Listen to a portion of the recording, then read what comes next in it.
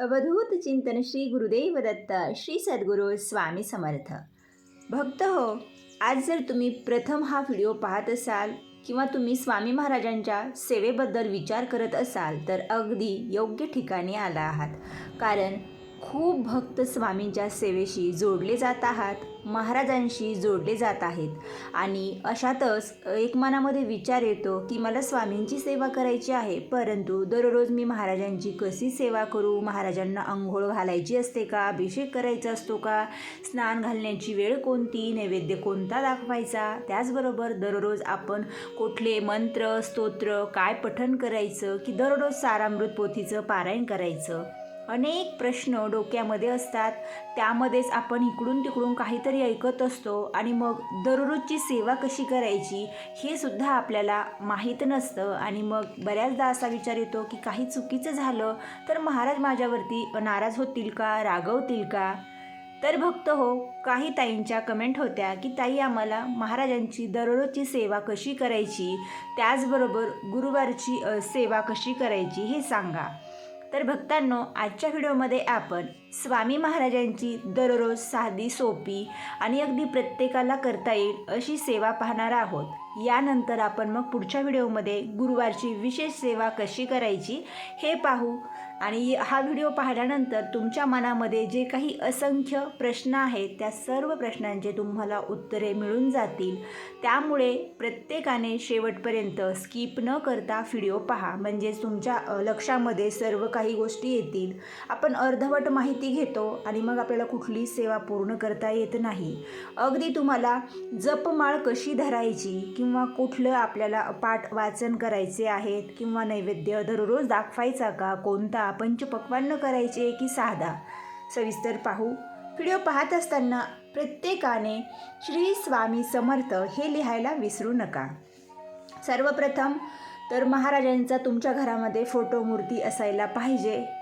आता देवघर आपलं छोटं आहे मोठं आहे कसं का असे ना, अगदी तुमचे पाटावर देव असले तरीसुद्धा महाराजांची एक मूर्ती किंवा एक छोटासा फोटो घ्या. त्याची प्राणप्रतिष्ठा योग्य पद्धतीने करा. आता त्यानंतर तुमच्याकडे बऱ्याच जणांकडे आता महाराजांची मूर्ती आहेच आणि ज्यांच्याकडे नसेल त्यांनी नक्की घेण्याचा प्रयत्न करा. मूर्ती घेण्यासाठी, फोटो घेण्यासाठी कुठलाही मुहूर्ताची काहीच गरज नाही आहे. तुम्ही कधीही महाराजांचा फोटो मूर्ती घेऊ शकता.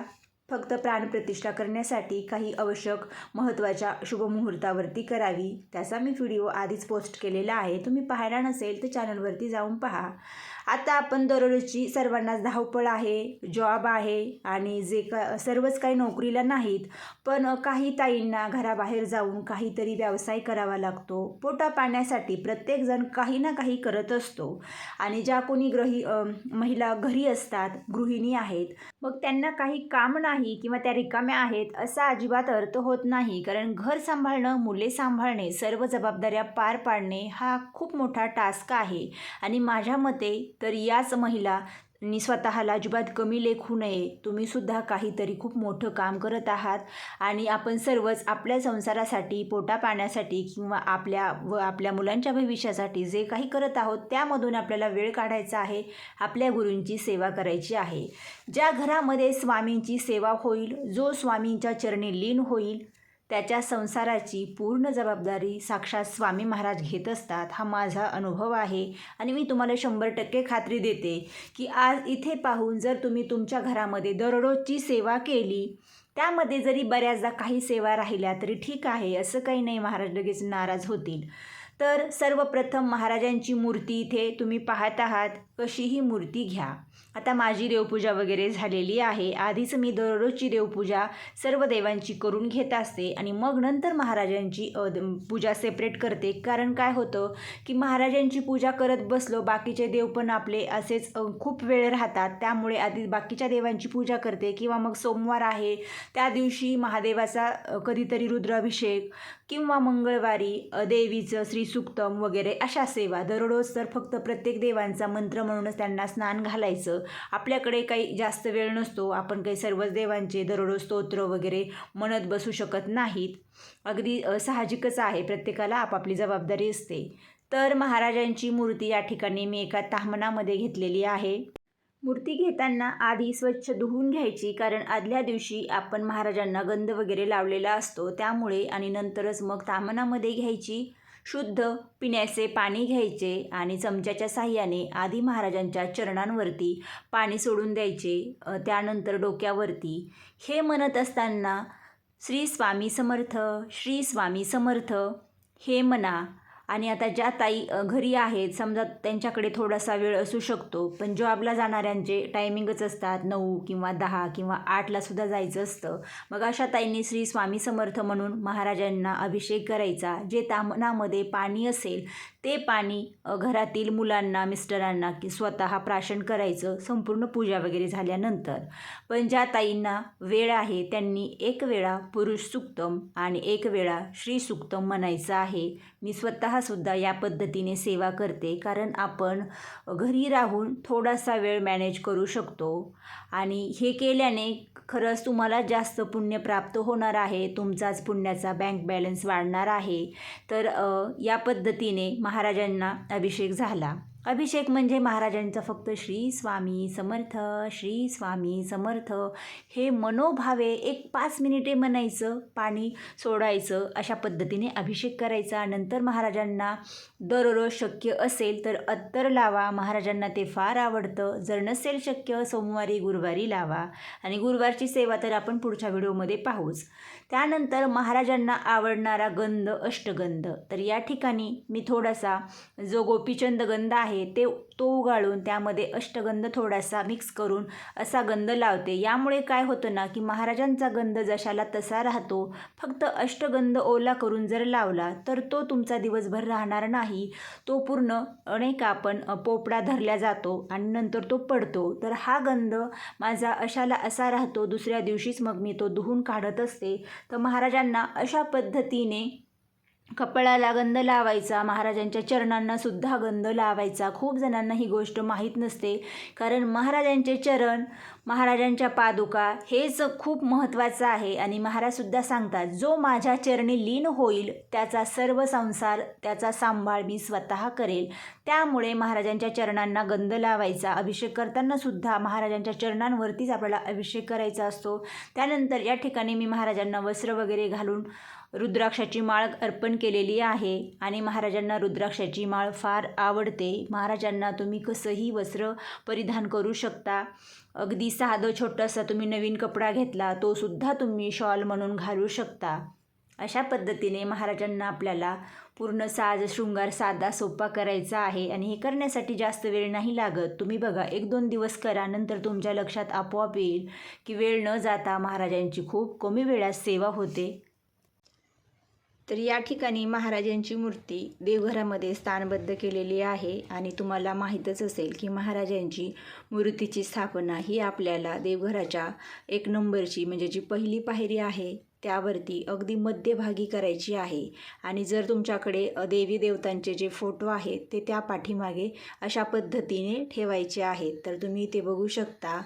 जर तुम्हाला देवघरामध्ये मांडणी कशी करावी, कोणत्या देवाची कोणती जागा हे पाहायचे असेल सविस्तर, तर कमेंटमध्ये सांगा. त्यानुसार आपण प्रत्येक देवाची आपापल्या जागेनुसार म्हणजे मांडणी कशी करायची यावरती सुद्धा मी तुम्हाला माहिती शेअर करेल. तर सर्व पूजा वगैरे आधीच करून घ्यायची आणि मग नंतर आपण महाराजांच्या सेवेसाठी जरा जास्तीचा वेळ देऊ शकतो. आता आपल्याला महाराजांची आरती करायची आहे. महाराजांना नैवेद्य दाखवताना या पद्धतीने भरीव मंडल करून घ्यायचा, म्हणजेच अशा पद्धतीने चौकोन करायचा. यावरतीच साखर आणि पाणी ठेवायचं. यामध्ये तुळशीपत्र घालून घ्यायचं. पण रविवारी एकादशीला आपण तुळशीपत्र तोडू शकत नाही. जर असेल तर मग एखादं फूल घ्या आणि फुलाने आपल्याला मग नैवेद्य दाखवायचा आहे. तर इथे मी फूल घेतलेलं आहे. फूल थोडंसं पाण्यामध्ये बुडवून घ्यायचं आणि नंतर 3 वेळा असं फिरून घ्यायचं. तर हे करत असताना आपल्याला इथे गायत्री मंत्र म्हणायचा आहे. ओम तत्सवितुर्वरेण्यं भर्गो देवस्य धीमहि धियो यो न प्रचोदयात्. त्यानंतर 3 वेळा गायत्री मंत्र म्हटल्यानंतर आपल्याला महाराजांना नैवेद्यापासून महाराजांकडे पुन्हा तुळशीपत्र आपल्याला फिरवत असताना आपल्याला 5 वेळा ओम प्राणाय स्वाहा, ओम अपनाय स्वाहा, ओम व्यानाय स्वाहा, ओम उदानाय स्वाहा, ओम समनाय स्वाहा, ओम ब्रह्मणे अमृतत्वाय स्वाहा असे म्हणून फूल किंवा तुळशीपत्र महाराजांच्या चरणी ठेवायचं आहे. पुन्हा त्याच पद्धतीने आपल्याला अजून एकदा पाणी फिरवायचं आहे. तुळशीपत्र असेल तर तुम्ही दुसरं घ्या, एकच फूल असेल तर त्या फुलावरती थोडंसं पाणी टाकून ते पाणी खाली टाकून घ्यायचं आणि पुन्हा मग फूल पाण्यामध्ये बुडवून 3 वेळा ओम तत्सवितुर्वरेण्यं भर्गो देवस्य धीमहि धियो यो न प्रचोदयात्, ओम प्राणाय स्वाहा, ओम अपनाय स्वाहा या पद्धतीने आपल्याला 2 वेळा हे मंत्र म्हणून फूल किंवा तुळशीपत्र महाराजांच्या चरणी अर्पण करायचं आहे. तर यानंतर महाराजांना मुजरा करायचा आहे. तर आपली जी हाताची 3 बोटे अशी ठेवून आपल्याला अशा पद्धतीने मुजरा घालण्यासाठी अशा पद्धतीने बोट तयार करायचे आहेत आणि दुसरा जो हात आहे तो सुद्धा असा धरून आपल्या पाठीवरती ठेवायचा आहे. आपल्याला पूर्ण वाकून श्री स्वामी समर्थ, श्री स्वामी समर्थ, श्री स्वामी समर्थ, श्री स्वामी समर्थ. जेव्हा आपण डोकं टेकवतो त्यावेळी आपल्याला आपलं नाक आणि कपाळ पूर्ण जमिनीवर घासायचं आहे. म्हणजेच महाराज मी तुम्हाला शरण आलेली आहे, नतमस्तक होते तुमच्यासमोर आणि तुम्ही माझी भक्त म्हणून स्वीकार करा, असा एक त्याच्या मागचा भाव आहे. म्हणून महाराजांना मुजरा हा दररोज करायलाच पाहिजे. 2 किंवा मग 1 अगरबत्ती अशा पद्धतीने पेटवून घ्यायची आणि 3 वेळा अर्धचंद्राकृती श्री स्वामी समर्थ हा मंत्र म्हणत महाराजांच्या समोर म्हणजे देवघराच्या समोर अर्धचंद्राकृती ओवाळून घ्यायची. श्री स्वामी समर्थ, श्री स्वामी समर्थ, श्री स्वामी समर्थ. तुपामध्ये भिजवलेली फुलवात पेटवून घ्यायची. जर तुम्हाला शक्य असेल तर घ्या दररोज, किंवा मग जो आपण देवासमोर दिवा लावलेला आहे तो घेतला तरीसुद्धा चालेल. तर अशा पद्धतीने फुलवात पेटवून घेतलेली ही सुद्धा 3 वेळा अर्धचंद्राकृती ओवाळून घ्यायची. श्री स्वामी समर्थ, श्री स्वामी समर्थ, श्री स्वामी समर्थ, श्री स्वामी समर्थ, श्री स्वामी समर्थ, श्री स्वामी समर्थ. नंतर खाली ठेवून मुजरा घालून घ्यायचा महाराजांना आणि त्यानंतर मग आरतीला सुरुवात करायची. तर तुम्ही एका हातामध्ये घंटी घेऊ शकता आणि एका हातामध्ये दिवा.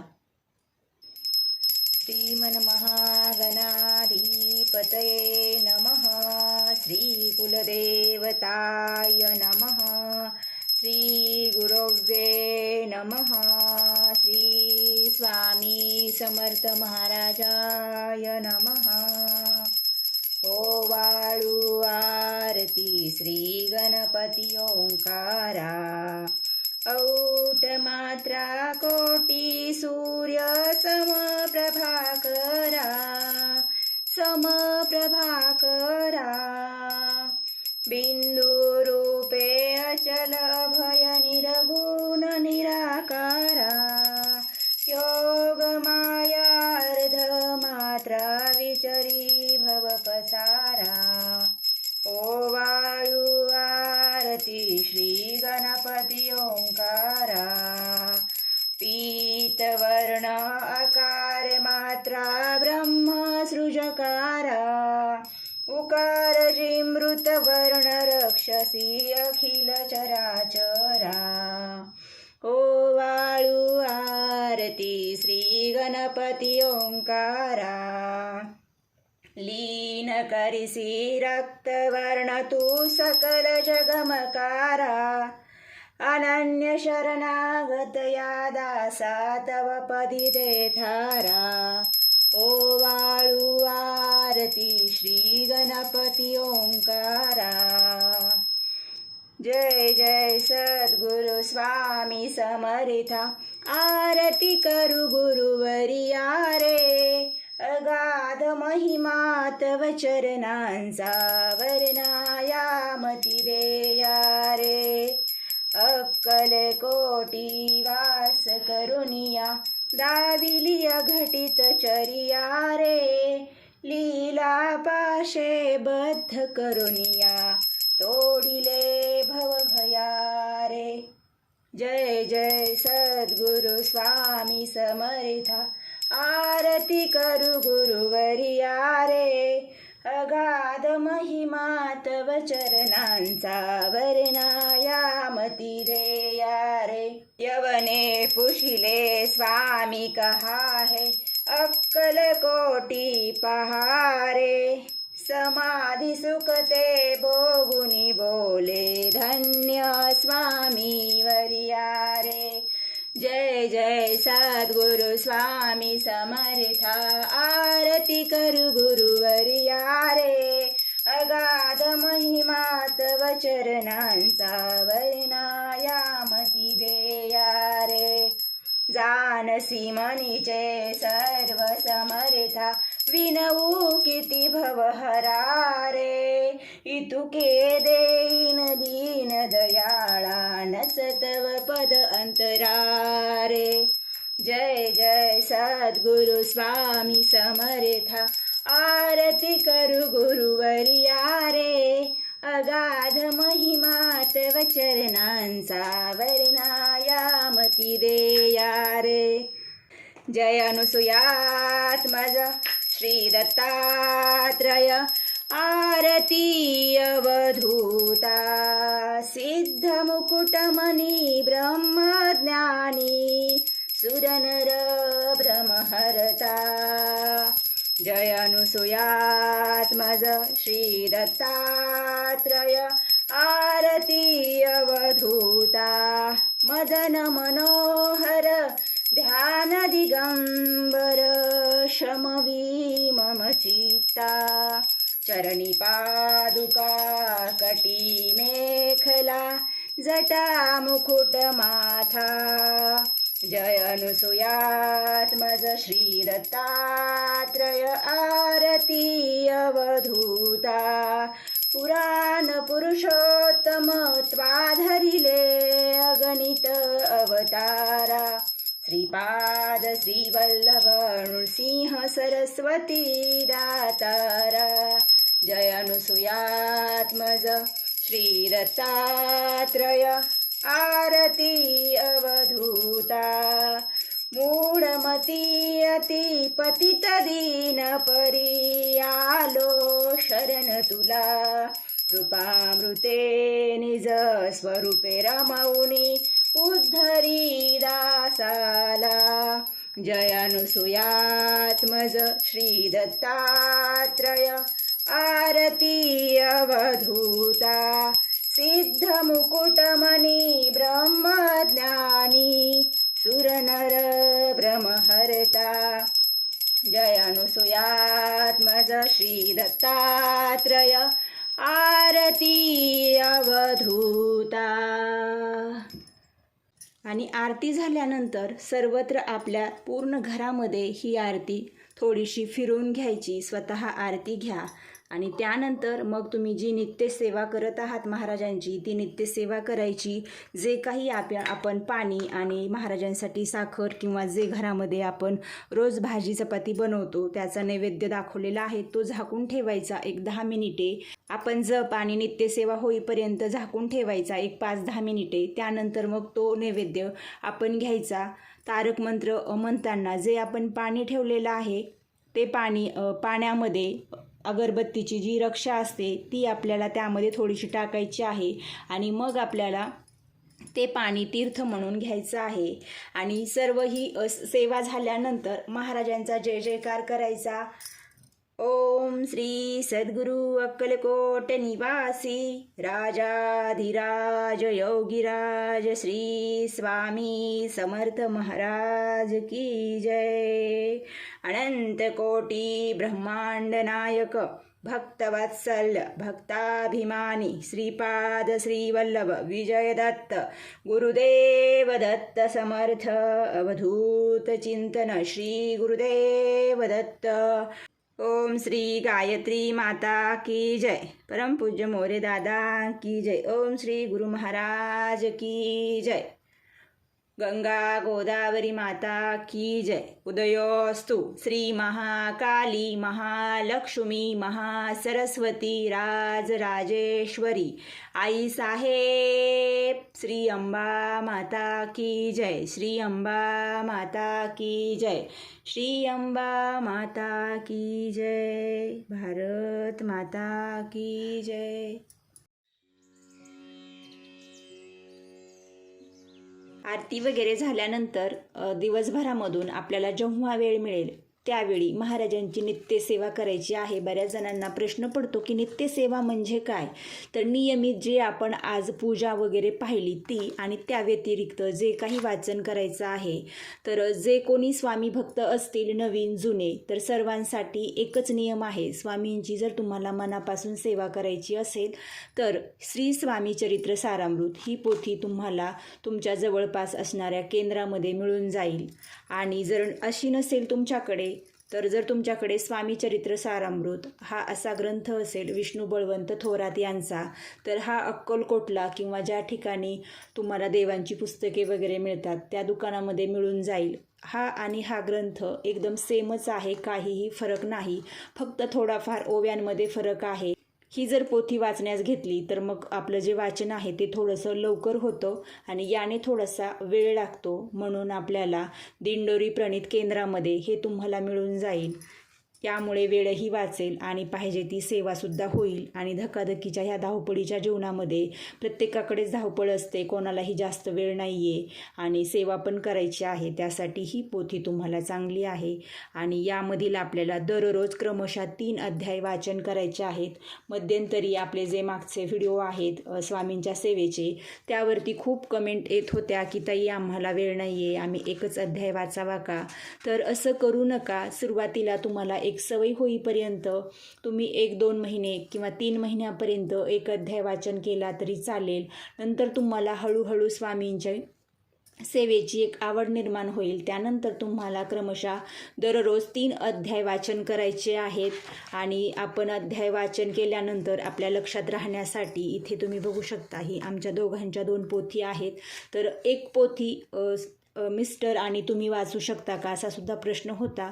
तर जर तुमच्या मिस्टरांना करण्याची इच्छा असेल सेवा तर थोडीशी सवय लागूपर्यंत एक पोथी वापरली तरी चालेल, पण आपली पोथी असलेलं चांगलं. आमच्या पण दोघांच्या अशा आहेत. आणि या पद्धतीने बघा मी माझी नित्यसेवा दररोज नियमित जेव्हा वेळ मिळेल तेव्हा करत असते. या पद्धतीने मोरपीस ठेवत असते 3 अध्याय झाले की नंतर. बऱ्याचदा काय होतं की आपण खूप काही आपल्या ताणतणावात असतो, किती वाचलं कुठपर्यंत चाललं लक्षात येत नाही आणि अध्यायसुद्धा अशा पद्धतीने लिहून ठेवलेले आहेत. आणि मग आपला आज म्हणजे बऱ्याचदा आपण कधी सुरुवात करतो कधी संपतो आपल्याला हे समजत नाही. त्यामुळे तुम्ही असं किंवा मग अगरबत्ती यामध्ये ठेवून अशा पद्धतीने नियमित आपले लक्ष देऊन 3 अध्याय 11 माळी तुम्हाला जप करायचा आहे. अशी माळ घ्यायची आणि या माळीवरती तुम्ही जप करू शकता. तर बऱ्याच जणांना जप कसा करायचा हे सुद्धा माहीत नाही आहे. तर ही जपमाळ आहे, हा मेरूमणी आहे आणि हे जे बोट आहेत आपले हे 3 बोटांनी आपल्याला हा मणी पकडायचा आहे. करंगळी आणि हे दोन्ही बोट आपल्याला अजिबात या माळेला स्पर्श होऊ द्यायचे नाही. त्याचबरोबर माळ जमिनीला टेकू द्यायची नाही. माळ बरोबर आपल्या चेहऱ्याच्या म्हणजेच आपल्या नाकाच्या समोर धरायची आहे. महाराजांकडे पाहायचं आहे आणि माळीचं जे ही माळ संपणार आहे ती आपल्या बेंबीच्या म्हणजेच पोटाचे बेंबी आणि नाकाच्या मधोमध माळ आली पाहिजे. अशा पद्धतीने आपल्याला जप करायचा आहे.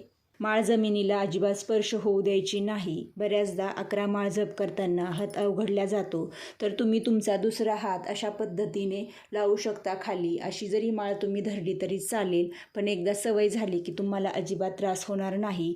एक मणी अशा पद्धतीने ही जी 2 बोटे आहेत ह्या 2 बोटांनी आपल्याला मणी अशा पद्धतीने घ्यायचा आहे.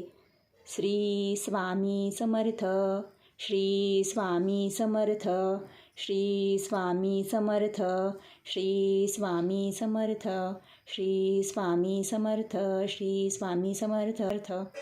या पद्धतीने खूप फास्टसुद्धा जप करायचं नाही किंवा खूप दमानेसुद्धा नाही करायचा. जर खूप स्लोली केलं तर खूप उशीर होईल आणि आपल्याला दररोज 11 माळ जप करायचा आहे. आता ज्या ताईंना लहान मुलं आहेत किंवा वेळ मिळत नाही, 1 माळ केला तरी चालेल, पण हळूहळू तुम्ही आपल्या जपामध्ये थोडासा वाढवा करा. 3 माळ, त्यानंतर मग 11 माळ असा तुम्ही नियमित जप करायला सुरुवात करा. भक्त हो, आजचा व्हिडिओ तुम्ही पूर्ण पाहिला असेल तर तुमच्या लक्षामध्ये आलंच असेल की महाराजांची सेवा किती साधी आणि सोपी आहे. आता नैवेद्याच्या बाबतीमध्ये म्हणाल तर सकाळी तुम्ही तुमच्या घरामध्ये जो काही स्वयंपाक बनतो त्यामधूनच भाजी चपाती, फक्त तो स्वयंपाक उष्टा करण्याआधी तुम्हाला महाराजांना काढून घ्यायचा आहे आणि मग तुमची पूजा वगैरे झाल्यानंतर तो नैवेद्य महाराजांना दाखवायचा आहे.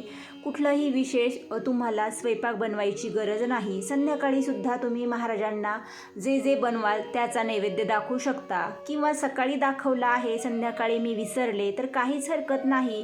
तुम्ही 1 वेळा दाखवला तरी सुद्धा चालतो. महाराजांची फक्त मनापासून आणि पूर्ण श्रद्धेने सेवा करा. मी एकच सांगते तुम्हाला शेवटचं, की मनापासून सेवा केली ना तर महाराजांचे तुम्हाला खरंच खूप छान अनुभव येतील. तुम्हाला कुठलंही सोहळं ओळं किंवा नियम जास्त पाळण्याची गरज नाही.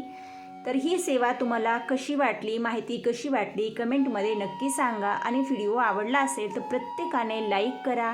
जे भक्त नवीन आहेत त्यांनी चॅनलला सबस्क्राईब करा आणि शेजारी येणारी घंटी प्रेस करा, म्हणजेच तुम्हाला यापुढील नवनवीन स्वामींचे संदेश ऐकायला पाहायला मिळतील आणि महाराजांची तुमच्यावरती अखंड कृपादृष्टी होईल. आजची सेवा स्वामी आई चरणी अर्पण करूया. श्री स्वामी समर्थ. जय जय स्वामी समर्थ.